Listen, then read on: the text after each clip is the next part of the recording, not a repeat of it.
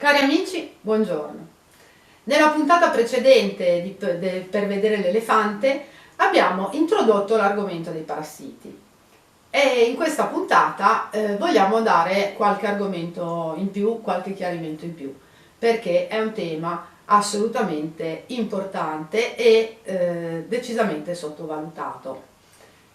Vogliamo dire innanzitutto che il mondo dei parassiti è un mondo molto vasto, del quale ci sono veramente poche testimonianze ancora.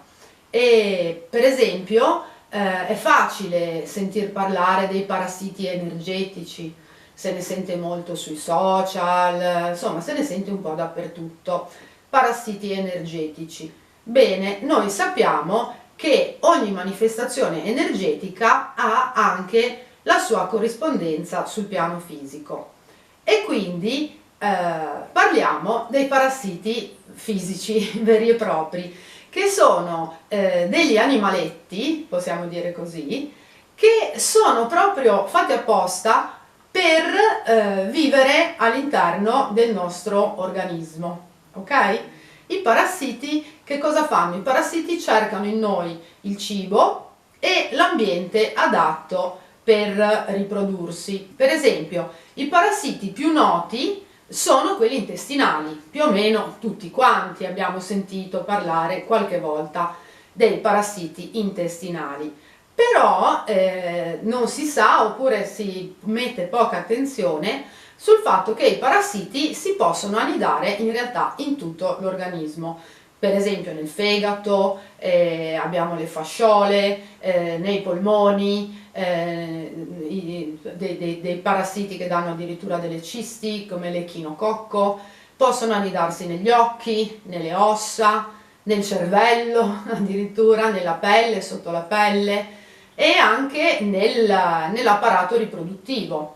E per esempio noi tutti quanti più o meno qualche volta nella vita siamo venuti a contatto con i parassiti, a parte i parassiti intestinali, quelli tipici dei bimbi eccetera, ma anche con qualche parassita di quelli trasmessi per via sessuale, come per esempio c'è il Trichomonas che è una forma di parassita, è un piccolo parassita flagellato e nelle donne il Trichomonas dà delle perdite abbondanti, giallastre, maleodoranti, forte prurito, difficoltà alla minzione, insomma tutta una serie di problemi per cui è abbastanza facile rendersi conto che si è sotto l'azione di un parassita. E invece nell'uomo, per esempio, questo parassita è molto più silente, non dà grossi problemi, però può dare in seguito problemi come prostatiti eccetera, perché si tende a sottovalutarlo, a fare magari un trattamento locale semplicemente farmacologico, poi vedremo meglio, e questo fa sì che il parassita generi come delle forme recidivanti, cioè che non sia mai completamente eliminato dal nostro organismo, ma rimanga e generi poi appunto delle recidive che danno luogo a infiammazioni, a problemi, fastidi che se non curati o se non comunque riconosciuti possono portare poi a degenerazioni sempre più gravi. E quindi abbiamo detto che i parassiti sono degli animaletti veri e propri che possono essere di diverse dimensioni, da grandi e visibili a veramente microscopici e invisibili ad occhio nudo. E noi siamo attaccati dai nostri parassiti quando il nostro organismo è fuori dalla sua forma ottimale, perché altrimenti noi abbiamo tutte le difese necessarie per tenere a bada i parassiti. E consideriamo che anche la candida è fondamentalmente un fungo, però si comporta come se fosse un parassita all'interno del nostro organismo.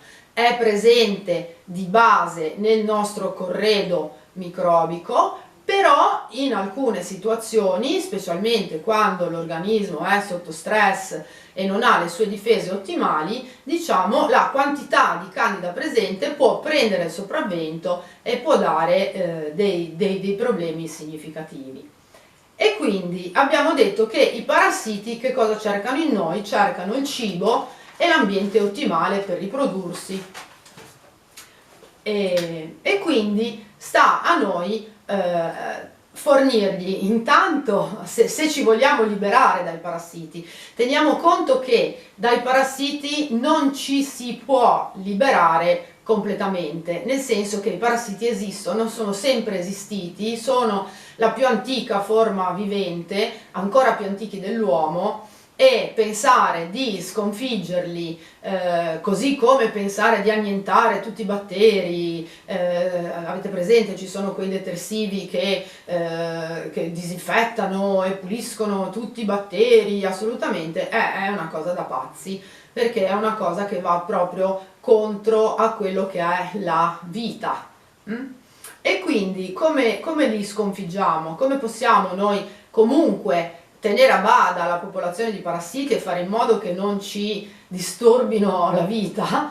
Allora, intanto va bene, sappiamo che esistono soluzioni farmacologiche che io personalmente non consiglio, perché possono essere delle soluzioni temporanee ai parassiti, però da una parte inquinano ancora di più il nostro terreno, quindi già se abbiamo l'infezione o l'infestazione comunque da parassita, vuol dire che il nostro terreno corporeo, cioè tutto l'insieme del nostro corpo, delle nostre difese, delle nostre sensazioni, del nostro modo di essere, non è nello stato ottimale. Quindi andando ad assumere un farmaco, che quindi è un prodotto sintetico, un prodotto da laboratorio, un prodotto esterno alla natura, andiamo ad inquinare ancora di più quello che è il nostro terreno corporeo.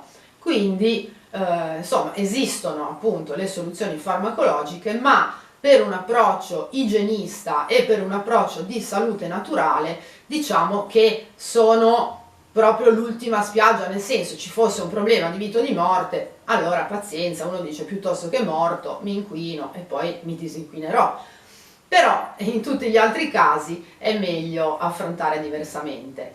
E quindi come facciamo a liberarci dei parassiti? Li prendiamo per fame, perché i parassiti hanno dei cibi preferiti, no? Intanto appunto abbiamo già detto che hanno bisogno i parassiti del nostro organismo per poter vivere e per potersi riprodurre. E quindi perché hanno bisogno del nostro organismo? Perché loro non sono in grado di procurarsi il cibo, di procurarsi il calore, l'umidità e tutte le condizioni necessarie per la loro sopravvivenza. Hanno bisogno di stare all'interno di un ospite che faccia, diciamo, tutti questi lavori per loro. E quindi noi sappiamo e abbiamo studiato e verificato che i parassiti hanno dei cibi preferiti, che sono per esempio i latticini, specialmente il latte, e i prodotti carnei in genere, prodotti della filiera della carne, anche del pesce. Pesce è sempre carne di un essere vivente, ok? Quindi sappiamo che i parassiti adorano e hanno bisogno proprio di questi cibi, anche per esempio hanno bisogno degli zuccheri, specialmente degli zuccheri raffinati, e quindi noi come facciamo per disturbarli? Perché il concetto qual è? Se noi vogliamo che i parassiti se ne vadano, dobbiamo far sì che il nostro corpo, il nostro terreno, il nostro ambiente sia quanto più possibile inospitale per loro. E quindi, per esempio, li possiamo prendere per fame e li prendiamo con un periodo di digiuno. Comunque, sull'argomento parassiti torneremo ancora, perché appunto è molto vasto, è molto importante, c'è bisogno di portare consapevolezza su questo. E una cosa che potete fare è per esempio documentarvi. Io ho scritto un libro che si chiama I parassiti, i più antichi abitanti della Terra e anche dell'uomo. Questo libro deriva dalla mia tesi di laurea al corso in igiene naturale che ho fatto presso la HSU, Health Science University di Valdovaccaro, con la tesi per l'anno 2019-2020, e mi è stato chiesto da questa tesi di trarre un libro perché c'è veramente poco materiale in circolazione, e quindi se vi volete documentare potete acquistare il libro sotto forma di ebook e vi lascio il link in descrizione. Un'altra cosa che potete fare è fare un periodo di digiuno, cioè tagliare proprio i viveri ai parassiti e fare in modo che quindi loro, non trovando più il loro cibo specifico, vogliano lasciare il nostro organismo. E anche per questo stiamo per partire con un periodo di una settimana di digiuno assistito da casa, e quindi se volete cimentarvi in questa impresa, anche per questo troverete il link in descrizione, e comunque per chi magari vedesse questo video oltre questo primo periodo della prima settimana, comunque si organizzano ciclicamente nel corso dell'anno diversi eventi di digiuno, sia per i principianti, sia per invece per gente che ne ha già più esperienza, però comunque vuole essere seguito da chi ne ha insomma tanta consapevolezza e tanta esperienza, come la sottoscritta. Bene, quindi amici, volevo concludere con una piccola raccomandazione. Nella scorsa puntata abbiamo parlato del Cimonius notabilis, che è l'insetto con il quale è stato ibridato il grano per ottenere questo prodotto OGM più resistente, e che pare che sia alla base sia una delle cause dei parassiti a corda. Quindi il mangiare questo grano modificato, che è stato presente a partire più o meno dagli anni 80 in tutti i prodotti industriali, pane, farine, pasta, merendine, eccetera, ha causato la produzione, insomma la comparsa dei parassiti a corda in tutti noi. Tutti coloro che ne hanno mangiato più o meno ne sono affetti, e quindi questa cosa è importante. A questo punto volevo fare un'altra raccomandazione, siccome è tema di attualità, siamo nel gennaio 2023 e entro la fine del mese sarà in vigore quella legge che permette che vengano utilizzate farine derivate dagli insetti, specialmente dai grilli, come diciamo aggiunta proteica nei cibi. Quindi intanto ci domandiamo perché mai c'è bisogno di aggiungere proteine ai cibi, cioè i cibi che la natura ci dà non sono già abbastanza perfetti di loro? No, c'è questa strana moda e questo bisogno di aggiungere proteine. Oltretutto sappiamo che le proteine che sono necessarie per l'essere umano, e ci basiamo per esempio sulla composizione del latte materno, sono all'incirca 23-24 grammi per adulto, quindi sono una quantità veramente risibile, anche perché il nostro organismo sintetizza le proteine a partire dagli aminoacidi, che sono diciamo, i tassellini di base. Quindi se noi mangiamo delle proteine già belle fatte e finite, le dobbiamo scomporre negli aminoacidi di base e poi ricomporre, diciamo, ad uso umano. La cosa importante però è un'altra, è che così come non c'erano studi, non ci sono stati gran studi sulla ibridazione con il Cimonius del grano, e poi si è assistito appunto al fenomeno dei parassiti a corda, così non ci sono studi sul fatto degli insetti, e quindi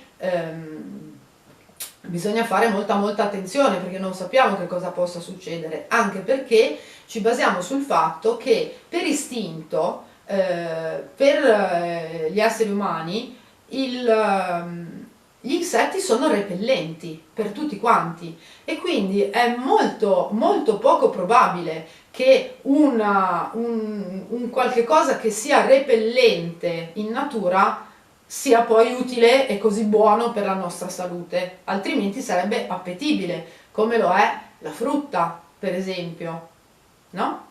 Chiunque vede una fragola, una banana, una bella mela, una pera e ha voglia di dargli un morso, è naturale, è normale, quello è il nostro cibo di elezione, ok?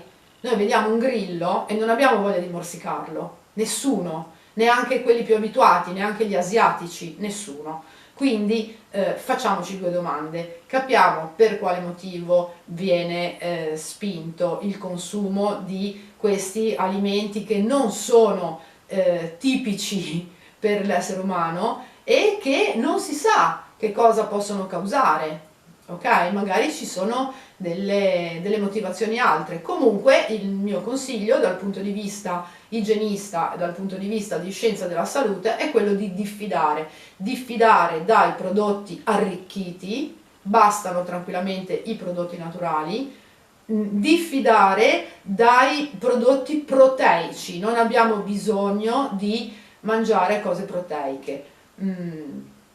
Per il resto manteniamo in ordine il nostro organismo, manteniamo forti le nostre difese immunitarie, facciamoci una cultura sui parassiti perché quello è molto importante e trovate i link in descrizione. E se ci sentiamo appesantiti dopo le feste, se sentiamo che abbiamo qualcosa che non va, pensiamo a fare un momento di detox importante o magari di digiuno.